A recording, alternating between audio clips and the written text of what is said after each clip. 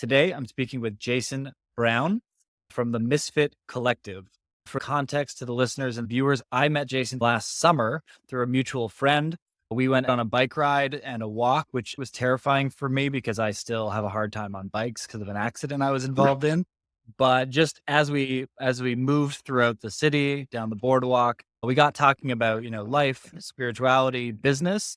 And he said something to me about following nudges, which in the moment sounded kind of quirky, kind of odd. But the more I thought about it and the more I, observed his content and stuff, the more it's actually really connected and resonated in my life.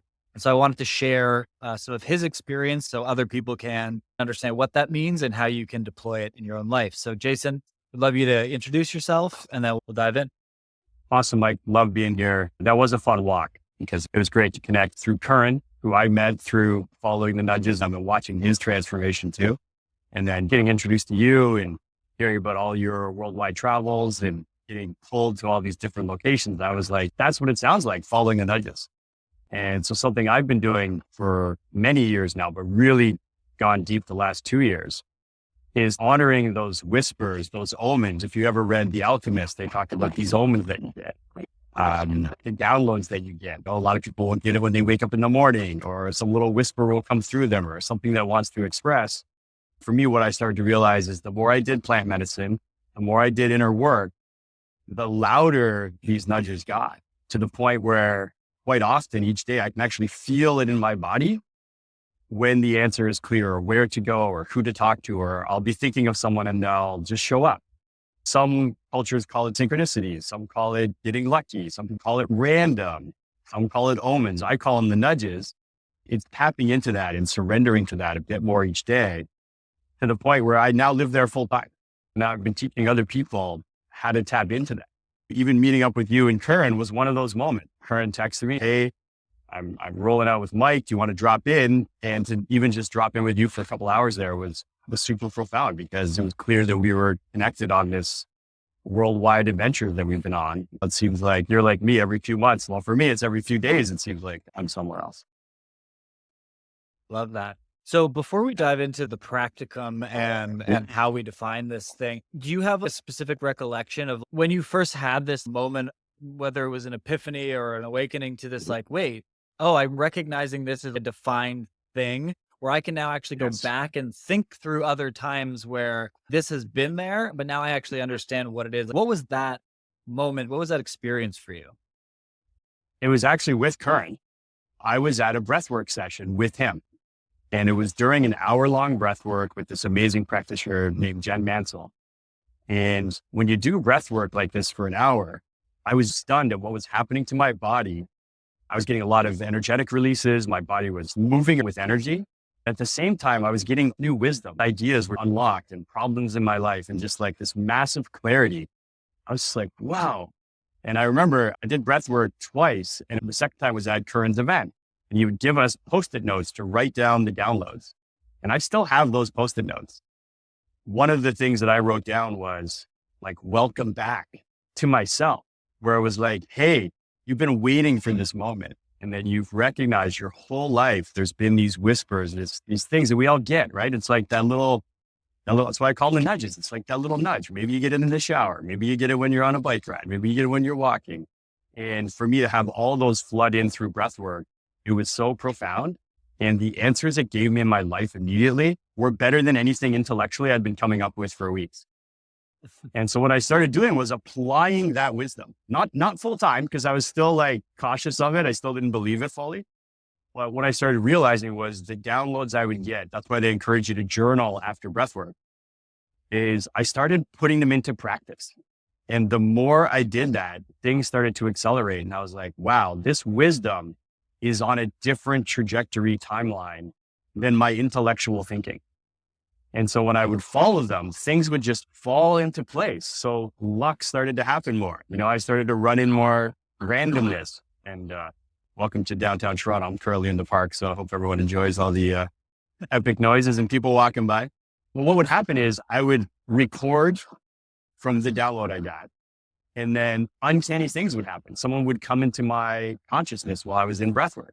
And then I would see them sometimes within minutes or hours after leaving breathwork, or they would just randomly call me. And I started to realize that this isn't random and that the synchronicities are there if you tap into it. And what that did is it let me go deeper and just build up that confidence that, hey, there's this whole other realm that I'm not using. And I started to experience life differently. And the big aha was, I've been living intellectually, consuming knowledge, looking for life hacks, doing biohacking, right? Going to every mastermind I could go to. But this was experiential. And it was that moment of moving out of my head and realizing I was moving into my body, which I now understand is moving into like a heart frequency, and like letting that wisdom combine with my intellectual wisdom. And then my whole experience of the world started to shift. And it was like, I could tap into the field, and it really helped with breathwork because it got my brain out of the way. I've told some business people before to kind of have this concept, because most of them are like, yeah, dude, I'm totally not doing that. But I'll be like, imagine holding a board meeting with epic board members, and then they kick you out of the room, but they help propel your business. That's what it was like going into breathwork with me. It was like all my intellectual thoughts got pushed aside, and then all this beautiful wisdom came in. And when I followed it, everything got faster and more aligned at a pace that I never expected before and didn't experience before. And so it was breathwork that kicked it off. And I now do that all the time. So every time I feel stuck, it's like, go back to the breath, because there's like wisdom waiting for you there. And so when I feel friction now, it's like, okay, go back to that modality is the one that's I've found to be the most accessible cheat code that I've found. Yeah. Why is it sometimes that our intellect is the dumbest thing to follow? I actually think Why do we so, think we can outsmart everything? Exactly. So as I've gone super deep into this and really gone more into the esoteric and the mystical and done my own inner work. And again, it's like, it starts with the concept, but then you have to experience it. So experiencing other realms in, taking plant medicine like psilocybin or DMT or LSD, working with, plant medicine and shamans and professionals in that realm and surrendering more to that has brought in this wisdom that isn't ego driven.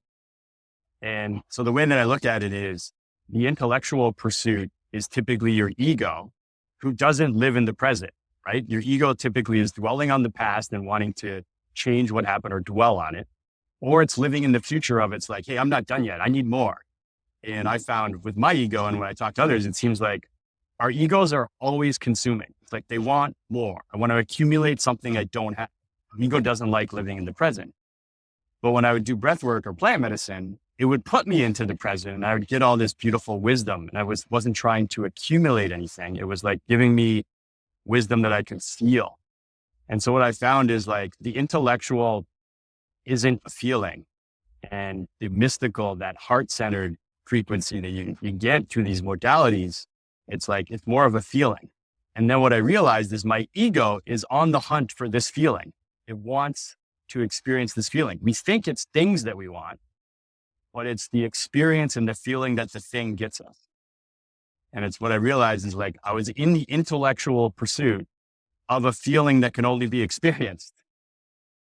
And I was like, okay, well then the order of things is backward. Then it's like, it's experiences I'm after.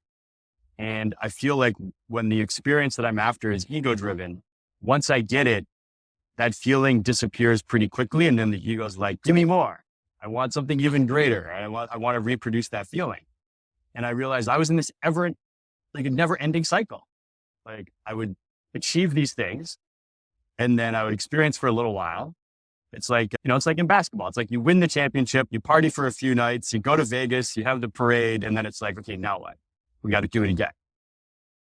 But when I switched it around and I would experience the feeling first through these other modalities, that's what stunned me. It's like, wait a minute, these feelings are present when I do breath work. They're present when I do meditation. They're present when I do plant medicine. That means I don't actually have to go accumulate it to feel it. I can actually feel it first. Right. That's when the wisdom unlocked for me. And I started studying some things like quantum consciousness and quantum energy. And what the download was through one of my coaches, Matthew Patty, he put it all in place for me. He's like, yes, dude, your energy precedes you. Meaning all these feelings that you're hunting with ego and intellectual wise, you can actually feel them first. And the more you feel them first, the more they'll show up. And that's what helped me really understand what was happening to me through breathwork and plant medicine. When I got my brain out of the way, I was able to feel at a whole new level. And that taught me to feel first. And when you feel first, it keeps showing up. That's why the synchronicities roll in, and the serendipity and the luck and the like, wow, I was just feeling this. And then the person that has that same resonance just seems to be standing there no matter what city I'm in. Right. So if that makes sense. So it's like, it taught me how to flip my life around from that intellectual, ego-driven accumulation goal every day. What am I going to crush? I got to get something. I got to get something, to starting my day with be the something first, and then enjoy the ride of what shows up. Yeah. No, that makes perfect sense. And I think, myself included, and a lot of people probably listening are like, yeah, I've done this thing over the decade that I've owned my agency. Not to say that it's been, a mega massive like company, but I've also like created freedom for myself. I've also provided for other people and employed people. And, I only work on the things that I like. And there's a lot of freedom that comes with that. But equally, like anytime I've had a success, like I had this app back in the day and we went on, Dragon's Den had a spin-off show and we went on and got a deal. And I was like, oh my God, this has got to be so exciting. But the moment it ended, it was like, cool, what's next? And I feel that all the time where like I'm not so I'm aiming to take these actions and do all this work to create this joy. And then I achieve the joy, but the joy is so fleeting. It's so quick. And so it passes us by. And like, I find for periods of my life, like I didn't want to celebrate anything because I knew I would get this high and then this low on the back end. And that low created this drive of like, well, now that you've done, something at level 3, what does level 4 look like? What does level 5 look like? What's the next, the biggest? And sometimes I feel like you're just chasing, it's like you're running up a flight of stairs, but each stair is like progressively taller than the next stair. Yes. And you're a little bit stronger, but you're not so strong that you're automatically bumping to the next thing. And it is, there is a question that I ask a lot of people I coach. It's like, where does that end? Where like, what is the actual thing that you want? Because there's a lot of things that you're going to say. The first 10 things you're going to say are not actually what you want. They're the things you think you want because of whatever circumstance, but achieving those, like you said, is going to do that. So I think there's a great appeal to, hey, that feeling, that energy is in you. You don't have to work 80 hours a week. You don't have to grow your business to whatever to get there. Like, why don't you sample it first? And why don't you create the ability for yourself to live in that moment on command or through these practices? There's a huge appeal to that. Yes. So even just listening to you, like you mentioned, like freedom and joy, and it's like, what that feels like now because you did it through accumulation before. So there's these feelings that we're trying to reproduce. And what I realized is I was running my life backwards. So it was constantly, hey, I will feel that when I get it. Right. So another way to look at that is I will believe that or feel it when I see it. So when it shows up, I get to think, what if you flipped your life around the other way? And it's like, when I believe it, I always see it. When I feel it first, I keep re-experiencing it. It will keep showing up. And so it's flipping that around, being it first, your energy precedes you. And what I realized was through these accumulation successes and failures, there's feelings I don't want to reproduce and there's feelings I totally want to reproduce. But I also realized the memory recall of those moments is right there. It just sits under the surface. We can recall it. And it's like, okay, so we only ever live right now. Like there is only ever now. Yeah. So when you go get a memory, you're not going backwards to experiencing it. You're pulling it off the shelf and experiencing it right now. And through plant medicine, I was able to rewire a whole bunch of experiences where now when I go get it off the shelf, I feel completely different about it. And I was like, wait, that's alchemy. Like I changed the experience of my past and I'm actually only ever experiencing it right now. So it's like, wait a minute, I think that's one of the reasons, like, for example, psilocybin is so powerful for people with deep trauma and PTSD. It's because what happened to me is it completely rewired a whole bunch of trauma into me not only accepting it, but seeing the beauty in it, like immediately. That's why it's so powerful. But it was rewiring my alchemy of my past. Yeah. And then through some other coaching, especially with Matthew, who I do a lot of coaching with now, and on kind of quantum consciousness, I started to realize, wait a minute, that also goes forward. So I can take my future now and experience it right now. Right. And that's where I think a lot of people screw up their manifestation or their vision board or whatever, their Pinterest things, right?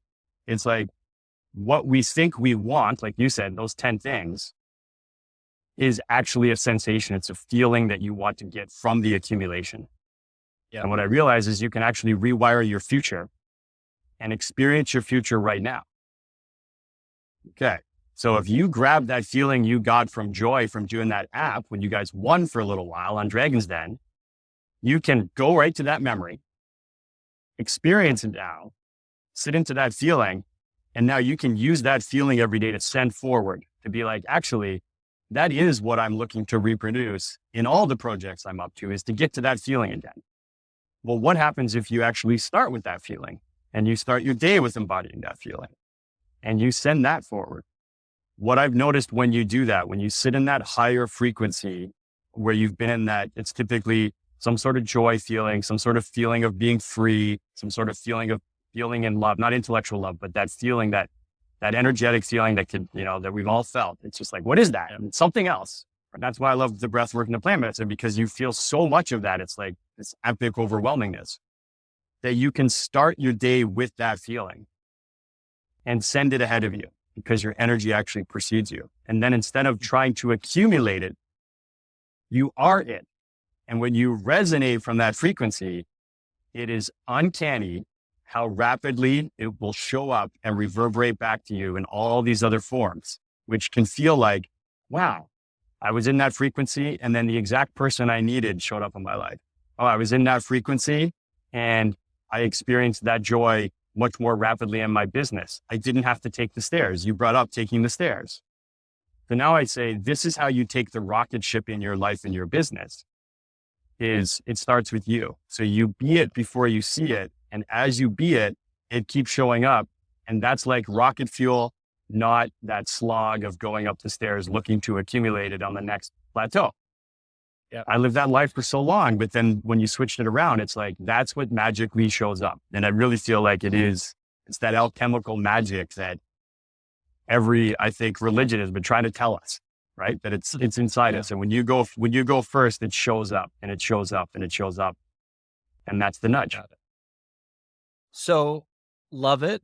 What I'd love to understand, so myself, I'm a plant medicine believer. I work with an angel channeler. I work with a number of, practitioners who would be considered woo woo, but I've experienced healing like compared to nothing else. I haven't actually done plant medicine, but that's kind of in my near future. But what I'd love to do is like, what's the 101 for someone who's listening or who's hearing and saying, okay, well, I don't know if I'm going to go in the jungle and do ayahuasca. I don't know if I'm all in on this, but this sounds appealing. Like the outcome of this sounds like, holy shit, like I need some of that in my life. What are the like couple of things that someone who's maybe skeptical, who maybe is afraid of some of these concepts or some of these ideas, like what's something that someone can do to in the early stages to like get that buy-in, to be like, oh, I can now observe this thing slightly different. Like, what are the small practices that someone who's super far outside of this,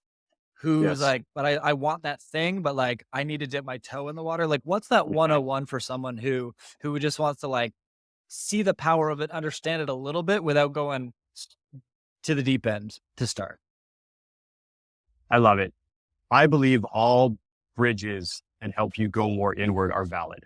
So for some people, that is plant medicine. It might even be a certain type of plant medicine. For me, it was psilocybin. I was fortunate enough to jump in where I took a super high dose my very first time. It was over 8 grams. For anyone listening and doing the research, that is, I don't even know if they have a word for it. It's like superhero dose.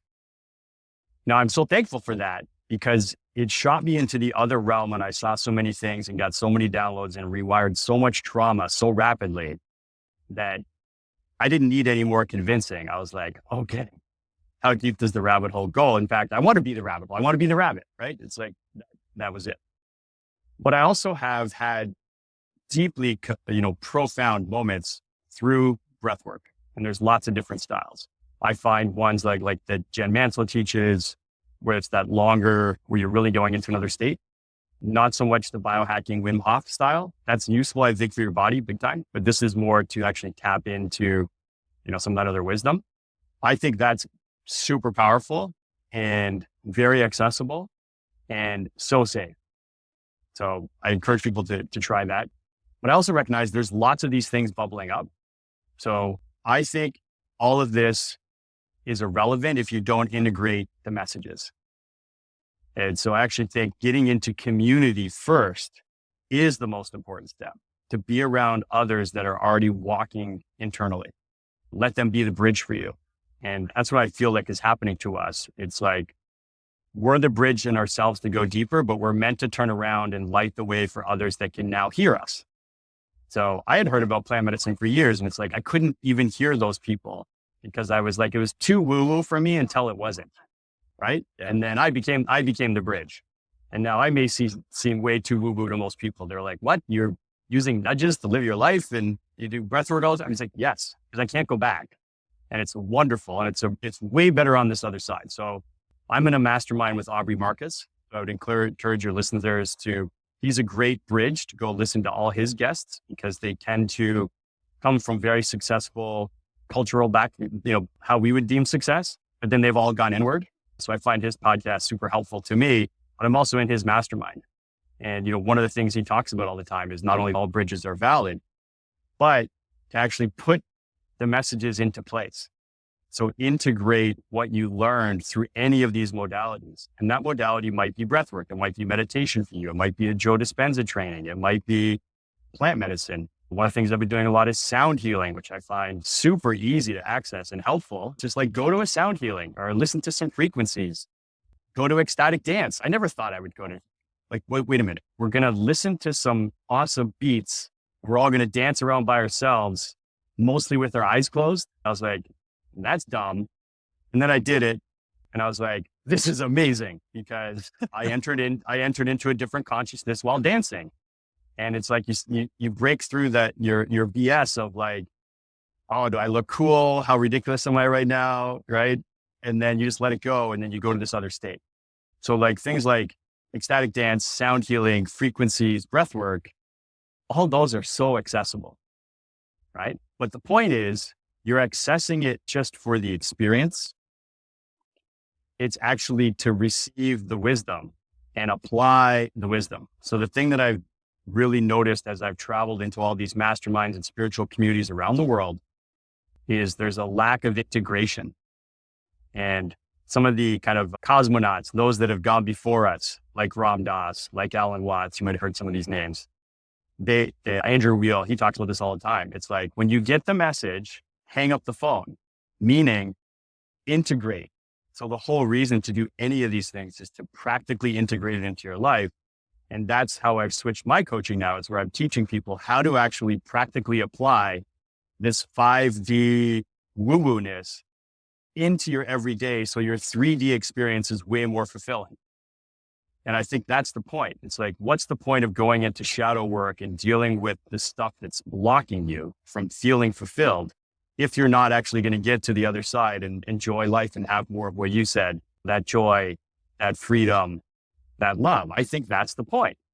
And what I really encourage people that are new and want to start taking some steps inward, it really focus on what are those messages that you can now implement as you go deeper inward. That's really what it's all about. And there's so many different bridges to access yourself. But if you don't apply the new self, you're just going to be reinforcing the loops you've already been running for decades. And for me, I was running them for 5 decades. I'm 50 now, right? So a long-winded answer, but to say, look at all the bridges and find yours. For me, it's breath work seems to be mine, and sound healing. Those are my 2 faves outside of plant medicine. But the bigger wisdom is find a community to integrate with and support each other. And as you go deeper, go, go, go. But don't forget to turn around and see who's going to follow in your steps now. And that those of us that have gone a little bit deeper, we already feel called to turn around and help the next group. And I got to tell you, I've been so stunned by who can hear me with messages like this and who can't in my life. And it's been a fun ride to see, who pops in and who are the synchronistic nudges that show up and be like, hey man, can you lend a hand on this inner walk that I'm beginning? It's been super fun to see who shows up and who's ready. Just like I was so stunned when I suddenly was ready for this path, because I was totally not on that path at all. I was in accumulation mode for a very, very long time. Yeah. Yeah. And I think it's, that part of the story I think resonates because like someone who doesn't talk about that path first and then talks about this other side, there's this disconnect. There's this like, okay, well, like you feel like galaxies away, but to hear Yeah. like, hey, for 5 decades, I was in this thing. I had this moment where I was like, oh, there might be this other way of looking at it. And that brought me down a rabbit hole. And now I have, this peace and this wisdom to share. And like, through my short period of time knowing you and, just on that bike ride, speaking with you, it was very clear that you are living on a very different frequency, even from where I am. And I'm retuning. Like I've got a Reiki session with this girl who's amazing. The one who fixed my depression last week, not fixed, but just like helped me explore this crippling depression I was having. She's like, cool, let's go talk to it. Like, what does it look like? Where is it in your body? Let's approach it slowly. Let's bring this. Let's do this. And like within 30 minutes, I was like crying a bit. And I was like, I like super motivated to move again. And not to say that that's the be all and end all fix, but as I'm moving toward these frequencies, I can tell that you're just living up here. And like, obviously there's work to sustain it. And obviously there's Yes. moments of this and that, like Yes. your life and the dynamics will change and there will be moments of whatever. But I do get a real sense from you that the even with the ups and downs and the dips, there's still this like, it's still up here. And Mhm. maybe it was like down here before. So like the Totally. dips exist, but the main plateau is significantly higher. And that's a beautiful thing to experience and something I'm actively working towards. So I think the people Yeah. listening today, got a really good sense of, the validation and the credibility about the idea, but like seeing how it's developed in you is really powerful. And I Thank you. agree, breath work and sound healing. Sound healing was like, I got explained the science of it once and I was like, all right, I'll buy in. But I actually can go into a fully like, I can like leave my body during a sound healing. What I do for a sound bath is I will actually pick 3 areas or 3 stories or places in my life where I actually want to go visit. And I can go watch it like a movie, like I'm on a hallucinogenic. Like I can go watch stuff in my life just while a sound bath is going on. Like I can go watch it and like interact with it. And it's like never expected it, but like was an amazing surprise that came up. So I agree. Those 2 are super powerful and it's very accessible. If you're listening saying, I don't know where to start, I'll link up the woman that you mentioned, but there's also like, that also exists on, Insight Timer. If you're on a, shoestring budget, you just need, hey, I just want to experience it. You can go and listen to these things for free. So they exist, they're out there. And so I'll link some up in the show note that I feel are relevant. Dude, thank you so much for coming on and sharing this. So if someone's listening and they're like, okay, I'm Mhm. all in. I need more Jason in my life. Who are the people Yes. that you work with primarily and where can they find that? Yeah. So right now I am coaching 13 different CEOs, right? So looking for leaders, people that have put wins on the board in their life, but they're recognizing that they too have a drumbeat like I did, where it's like, I've fulfilled a lot, but that fulfillment doesn't sustain. And they recognize that there's something missing. And that's the inner path. So helping those that have already got some wins on the board unlock that inner place to bring more of that joy and freedom and new level of success, a new way of keeping score in their life. So really helping people change how they're keeping score and really changing how they're living, switching into that I'm going to be it before I see it versus that accumulation life that we all live. So that. And then the second thing now that we're building is First Place, which is going to be like Soho House, but, a place to gather to experiencing these modalities with people that are on all different levels of this experience, and bringing that woo-woo nature into a lot more practicality, right? So, like I'm back in Toronto right now, and it's like, yeah, I know thousands of epic people here, but it's like, where do we congregate? Where can I go and have some sound healing? Where can I go and get, some ecstatic dance? Where can I go in the coffee shop has the people I want to roll with that are on that frequency? So that as we go deeper, others can also access our depth so they can then experience it for themselves and move from that intellectual life to the experiential life, and then turn around and help who they're meant to help. And I feel like we need to create this new style of temple. When you look around in cities, you can see what we celebrate, right? You just walk downtown Toronto. It's all the banks, right? All the telcos, all the insurance companies. That's what we've celebrated as the idol. And I feel like we need a new style of gathering place and temple to go and honor this inner work and have fun with it, and recognize that what really is happening is there's a feminine energy, not biology, but a feminine energy, the mystical, that's rising in all of us.